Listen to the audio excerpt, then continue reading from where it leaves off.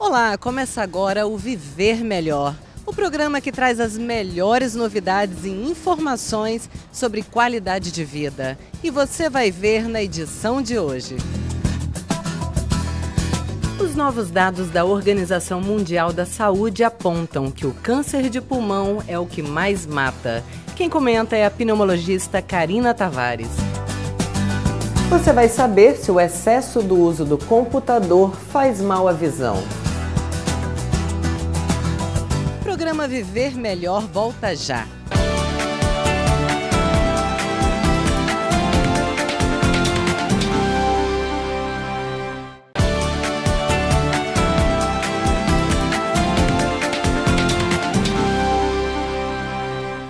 Estamos de volta e agora você vai ver uma entrevista muito interessante com a pneumologista Karina Tavares. Olha só. Obrigada, doutora, por estar aqui no programa Viver Melhor. E o assunto hoje é o tabagismo e suas consequências, não é isso? Obrigada, Priscila, pela oportunidade. O tabagismo, ao contrário do que se imagina, não é só um hábito, tá? E ele não é sem vergonhice. Ele é uma doença classificada no Código Internacional de Doenças.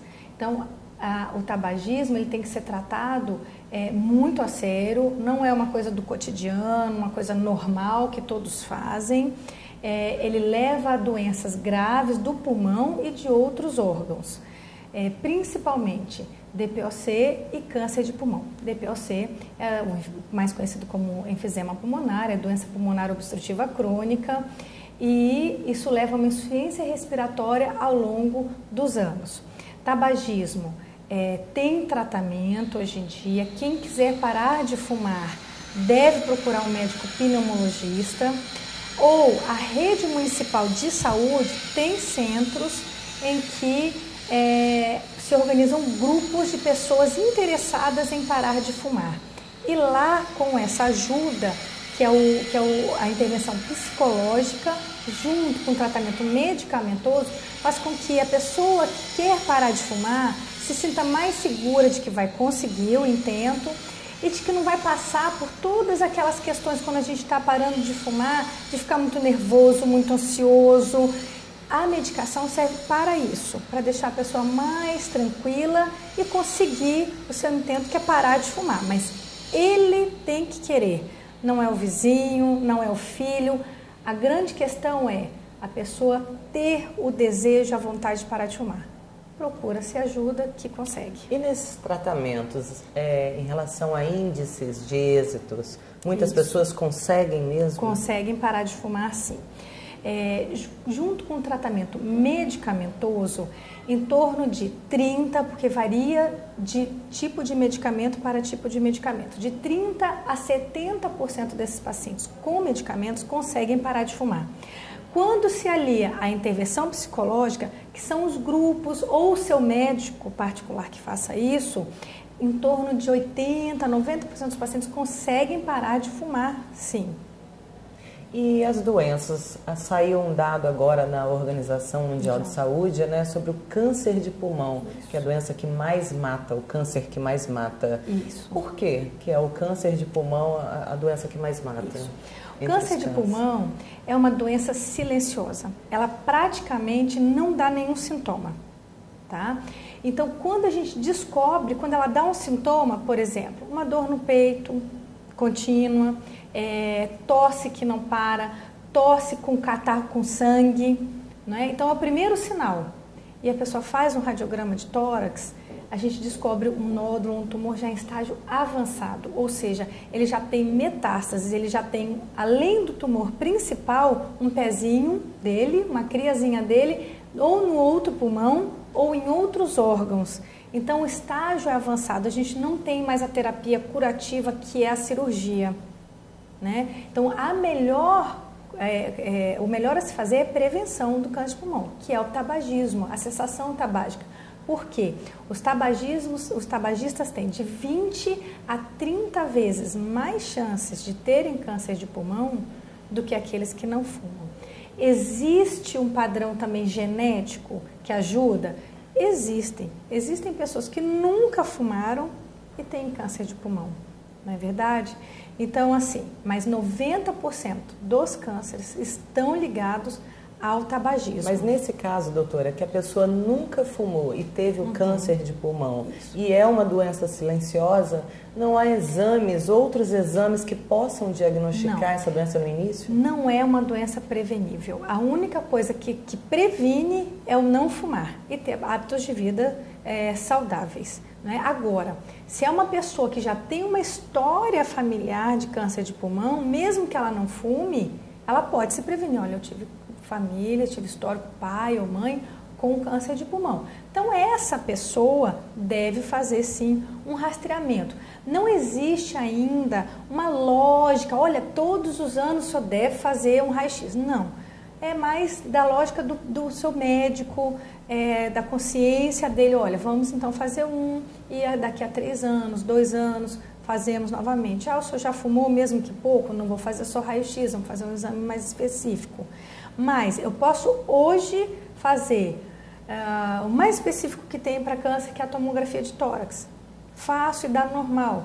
Daqui a 1 mês começa a nascer lá o brotinho do câncer. Por isso que não é prevenível. É rápida. É rápida, a evolução é rápida e ele te dá pouca chance de diagnóstico precoce, porque dá poucos sinais e sintomas. E nos dias atuais, o uso do computador é quase que obrigatório. Mas será que a utilização dessa tecnologia em excesso pode fazer mal à sua saúde?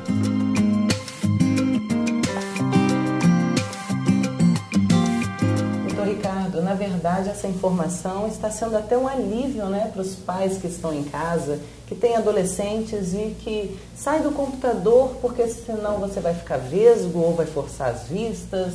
É um alívio, né? É uma crença antiga que se deu há muito tempo com o uso da televisão. Aquela história, sai da televisão senão vai ficar vesgo, sai da televisão porque vai cansar os seus olhos. Uma das coisas, o olho basicamente só serve para enxergar. Ele não tem nenhuma outra função a não ser captar a imagem. Então quando você pensa assim, vou economizar minha visão para alguma coisa, é uma coisa que não tem nenhuma lógica. O que a gente observa que a síndrome do uso do computador, tem até esse nome, é mais uma coisa devido ao ambiente externo do que propriamente ao olho. Claro, se você tem alguma ametropia, o que eu chamo de ametropia, alteração de grau, tipo miopia, astigmatismo, hipermetropia, presbiopia, claro, o seu rendimento em frente a um estudo, ou em frente à televisão, ou em frente a uma tela de computador, vai diminuir. Mas no caso do olho seco, por exemplo, olho seco funcional, que é uma coisa que mais aflige, que é a ardência, a queimação depois de algum tempo no computador, é uma coisa que se resolve facilmente piscando o olho. Voltando à história da avó, que falava que está tão concentrado que nem pisca os olhos. E exatamente acontece isso. Existem trabalhos mostrando que a frequência de piscamento dos olhos cai a mais de 50% quando se está em frente a uma tela de computador. E o fato de você não piscar o olho, você diminui a lubrificação, aumenta com isso, começa a ter pequenos machucadinhos na superfície pela falta de lubrificação e há uma ardência que nada mais é do que essa ardência, é uma forma de defesa do organismo mostrando que você não está piscando. Então, para as pessoas que trabalham por muitas horas em frente ao computador, podem ficar tranquilas ou até mesmo sentem as vistas cansadas, não é a questão das horas no computador, e sim um outro problema, né? Com certeza. Tanto é que as pessoas podem ficar mais cansadas pela atividade que está executando do que pelo próprio computador. É comum o cara trabalhar 10, 12 horas frente ao computador, sai do trabalho, a primeira coisa que pega é o smartphone, quando chega em casa abre um tablet para poder ver uma outra coisa ou começa a ver televisão. Então só está trocando as telas. O importante são aquelas coisas da ergonomia, né? De ter um ambiente devidamente iluminado, refrigerado, cadeiras confortáveis e a distância é uma distância confortável para a leitura, sabe? E piscar bastante os olhos, tá? Quer dizer, procurar sempre piscar. Parece uma coisa tão simples falar, mas o fato de piscar leva ao desconforto maior.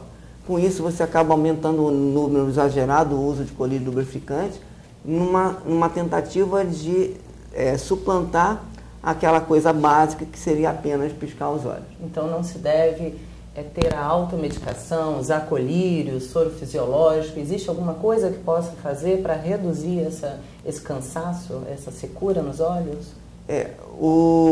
Voltando ao assunto, o ideal seria ter um controle maior de não deixar de piscar, né? Não deixar de piscar de forma alguma, quer dizer, tentar lembrar que tem que piscar e piscar com efetividade, piscar com força, porque aquela piscadinha rápida, a pálpebra não chega a fazer o seu fechamento completo e com isso não tem uma lubrificação. Quanto à automedicação, a automedicação é uma coisa errada, porque ninguém sabe ao certo qual remédio deve usar, sabe? Até nós médicos temos assim uma gama de medicamentos e podemos muitas vezes na primeira tentativa não conseguir eficiência no tratamento. Imagine alguém que não tem conhecimento algum e às vezes você começa com um simples soro fisiológico ou com um simples colírio lubrificante, você está postergando o diagnóstico de uma patologia mais grave, tá? Então a automedicação, muitas vezes, ela simplesmente prolonga a doença na sua evolução e quando você chega a fazer o diagnóstico correto da doença, você está com um problema maior. Doutor, eu agradeço a participação no programa Viver Melhor e a nossa produção deseja tê-lo sempre para trazer as melhores informações para os nossos telespectadores. Agradeço a oportunidade, estou sempre à disposição. Qualquer coisa que precisar, estamos aqui. Obrigada a todos os profissionais da saúde que fazem a gente viver melhor. Até o próximo programa.